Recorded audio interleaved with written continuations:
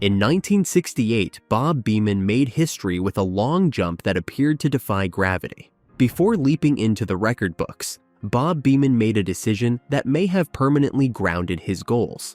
Let's expose Bob's past, which almost kept the leap of the century from happening.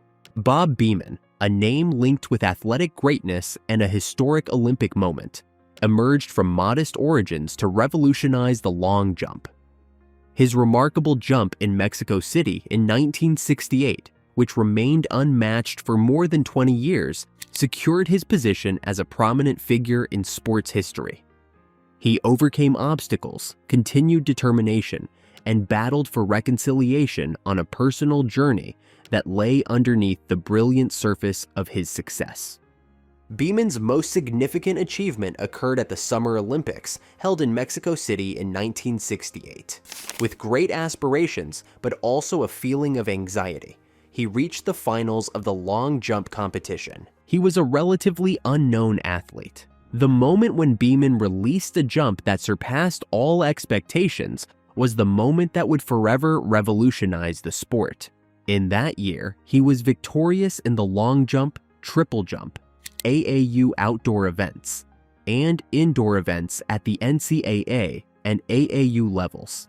He almost didn't make it to the Olympic final because he stepped on both qualifying tries. Beamon revised his approach to running measurements from a location in front of the board, and with his last remaining opportunity, he completed a good leap, advancing him to the final.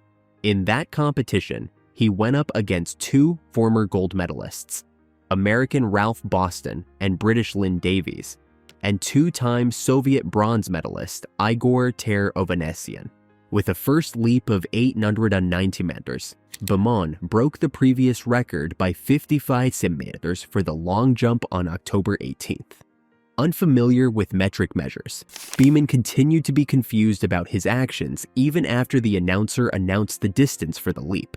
Beamon's legs gave out under him as his coach and teammate Ralph Boston broke the world record by nearly 2 feet. Beamon, shocked and overwhelmed, had a brief attack of breakdown due to the emotional shock. He fell to his knees, unable to stand, and covered his face with his hands. With the words, "You have destroyed this event," said by reigning Olympic champion Lynn Davies. To Beamon, a new adjective, Beamonesque, was coined to characterize unbelievable achievements in athletics.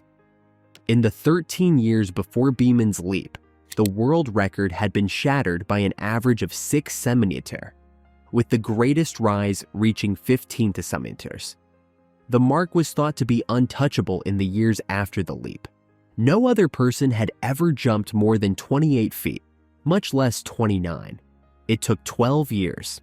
Despite Mike Powell breaking Beamon's record in 1991 at the World Championships in Tokyo with a leap of 8.95 ms, Beamon's record still stands as the second longest wind legal jump in history, and it had remained for 23 years before that. The record was held for 23 years until it was ultimately surpassed by Mike Powell in 1991. In 1983, when the United States Olympic Hall of Fame began inducting athletes, Beamon was among the first athletes to be inducted. Beamon is also a member of the National Track and Field Hall of Fame. In El Paso, Texas, a street holds the name Bob Beamon. The boycott of BYU and its impact on Bob Beamon. One of the most significant milestones in track and field history was undoubtedly Bob Beamon's groundbreaking Olympic achievement in 1968. On the other hand, his involvement in a contentious boycott of a track meet against Brigham Young University in 1968 is a facet of his career that is not as well known as other aspects of his career.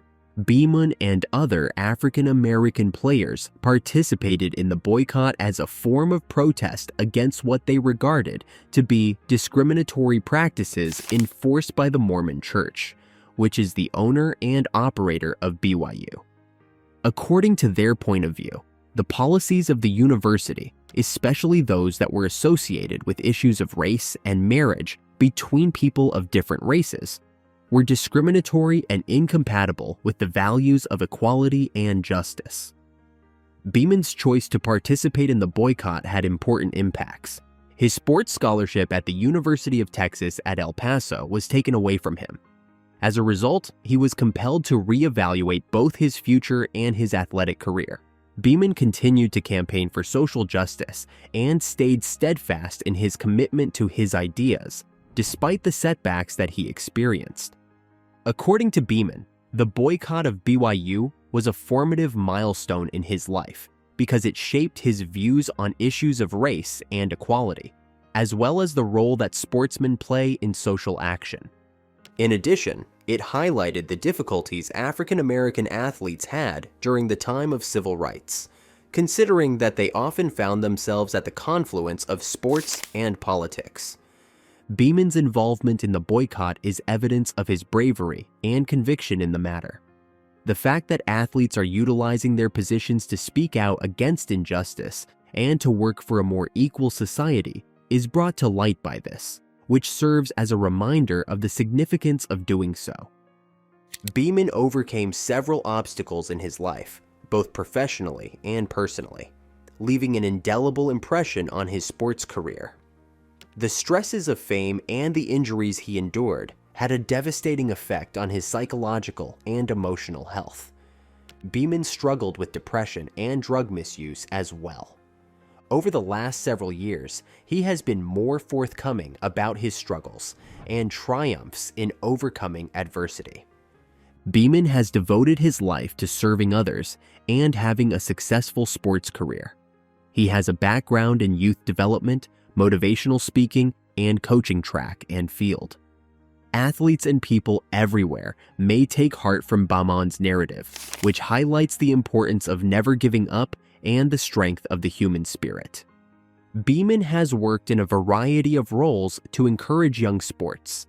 These positions include partnerships with Arnold Schwarzenegger, who served as governor of California during the previous administration, and Beamon's work at the athletic programs of many institutions. He is a graphic designer whose work has been shown at the Art of the Olympians Museum in Fort Myers, Florida.